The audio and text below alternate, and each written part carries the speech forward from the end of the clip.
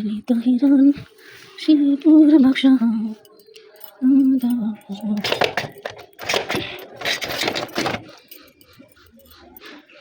তুলসী মঞ্জুরি চলে এসছে, এই গাছে একটা করি এসছে ফুলের।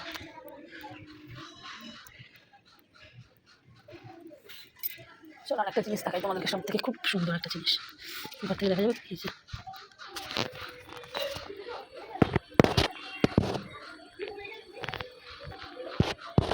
গাছ ভর্তি হচ্ছে কৃষ্ণচূড়ায়, ভর্তি গাছ ভরে উঠেছে কৃষ্ণচূড়া ফুলে। এখন এটা সব থেকে আকর্ষণ আমার ঘর থেকে, জানালাটা খুলেই একবার গাছের দিকে তাকাও, মনটা ফ্রেশ হয়ে যাবে। এই যে অদ্রি যাচ্ছে, অদ্রিয়া পরে বাড়ি আসছে। শুভ সকাল বন্ধুরা, যে যেখানেই আছো আশা করি সকলে খুব ভালোই আছো, আমরাও ভালো আছি। তো দেখো সকাল সকাল বসে গেছি চা নিয়ে। তো সকালের তো এটা একটা প্রথম আর প্রধান কাজ।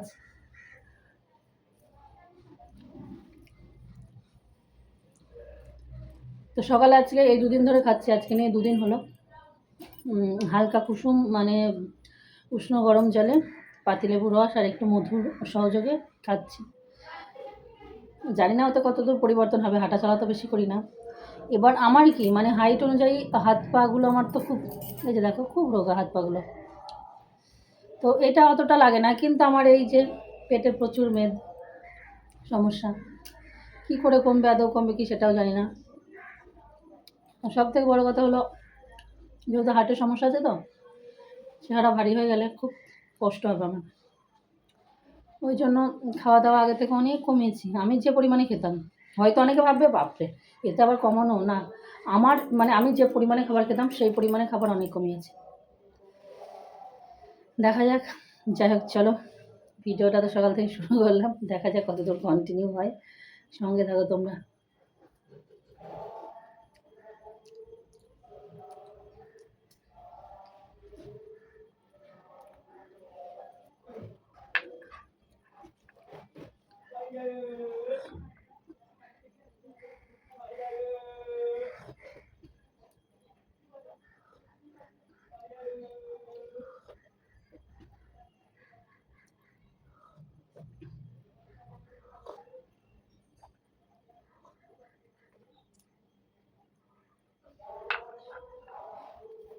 অবস্থা দেখো, আমার গ্যাস শেষ হয়ে গেছে আর এখন এই ইন্ডাকশানে রান্না হচ্ছে।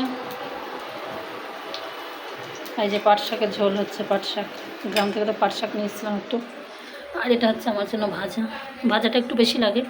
আর পাট শাক ঝোলটা কি, এই ঝোল থাকে তো অল্প শাক হলেই হয়ে যায়, এটা অদ্রিজের জন্য করে দিচ্ছি।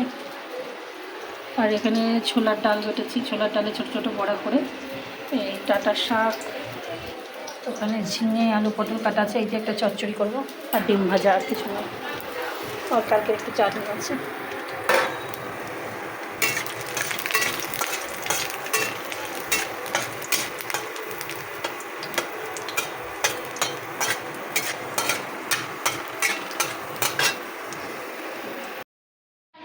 তো দেখো রান্নাবান্না সেরে আমার কিন্তু মানে পুরো রান্নাটা হয়নি, তরকারি পাতিগুলো সব করে রেখেছি, করেই বার হলাম। কারণ কি গ্যাস শেষ হয়ে গেছে, কিন্তু গ্যাস বুক করা আছে অনেক দিন থেকে, গ্যাস আসছে না।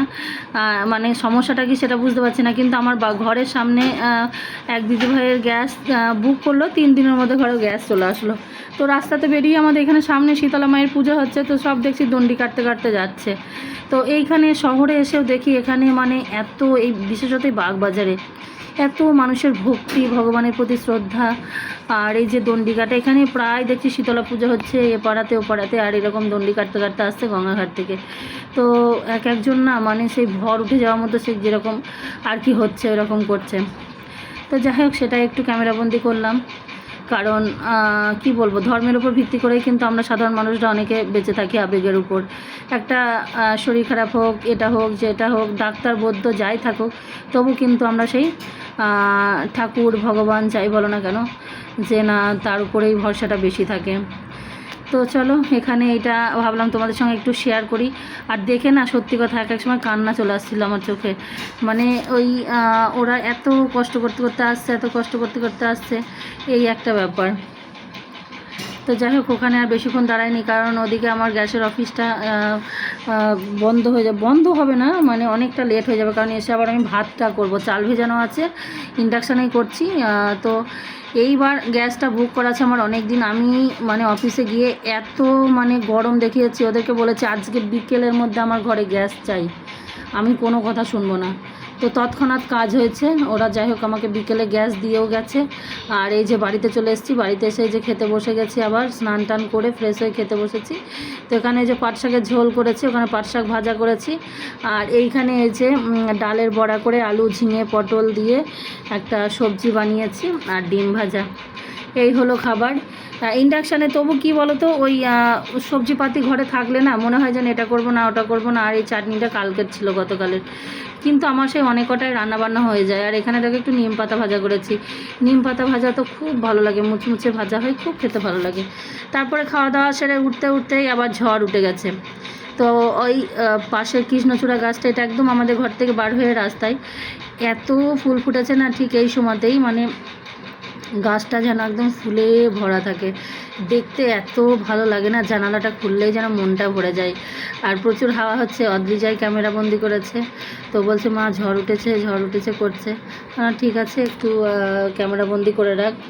তো সত্যি কথা বলছি, মানে এই যে শহরেও মানুষের গাছ লাগানোর প্রবণতাটা অনেক বেশি, সবাই ছাদে টুকটাক চেষ্টা করে যে একটু গাছপালা রাখতে, আমরাও কিন্তু করেছি।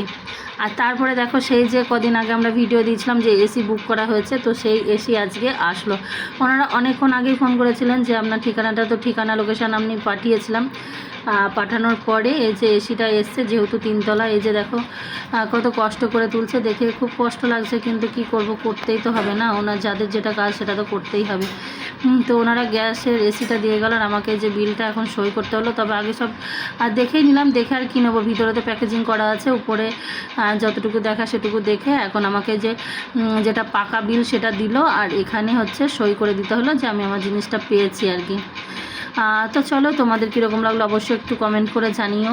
যদিও এখন এই দুদিন আবহাওয়া নরম আছে, কিন্তু কি মানে এইখানে না 3তলায়, আর কলকাতায় আমাদের ঘরের উপর আবার ঘর নেই, মানে এসি ছাড়া থাকা কিন্তু চরম কঠিন। আর সব থেকে বড় কথা হলো, যেহেতু আমার একটা হার্টের সমস্যা আছে, শ্বাসকষ্ট হয় দুবেলা, তারপরে গরমে থাকতে পারি না, ওই জন্যই আর কি তোমাদের দাদাভাই বললো যে নিয়েই নাও, না হলে আমি থাকি না, কখন কী সমস্যায় পড়বে তার ঠিক নেই।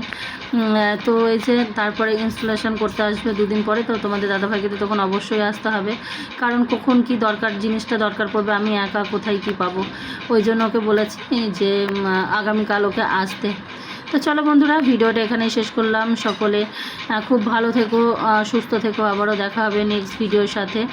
আর আমরা এসি নিয়েছি হচ্ছে প্যানাসোনিক 5 স্টার 2026-এর মডেল, এই এসিটা নিয়েছি। এটা কেমন হবে জানি না, তবে এখন দেখা যাক, ইলেকট্রিক জিনিস তো, কপালে যেটা আছে সেটাই হবে, এখন থেকেই বলতে পারছি না যে কীরকম হবে। আর আগে তো আমাদের এসির অভিজ্ঞতা নেই, কারণ আগে আমাদের কখনো এসি ছিল না, এই ফার্স্ট টাইমের অভিজ্ঞতা, সেটা পরে শেয়ার করতে পারবো যে কোনটা ভালো, কোন ব্র্যান্ড, যেহেতু আমরাও কিন্তু পূর্ব পরিচিত নয়, নতুন প্রথম। তো এই যে এসিটা, চলো তোমাদের এক ঝলক একবার বাইরে থেকে দেখিয়ে দিই প্যাকেজিংটা। তো এই যে দেখো, এর সঙ্গে ওই যে প্যানাসোনিকের বললাম না, আর ওই যে ব্র্যাকেটটা ফ্রি ছিল, যেটার উপর ওই যে আউটডোর ওইটা থাকে আর কি। তো চলো এখানেই টাটা, সকলে ভালো থেকো।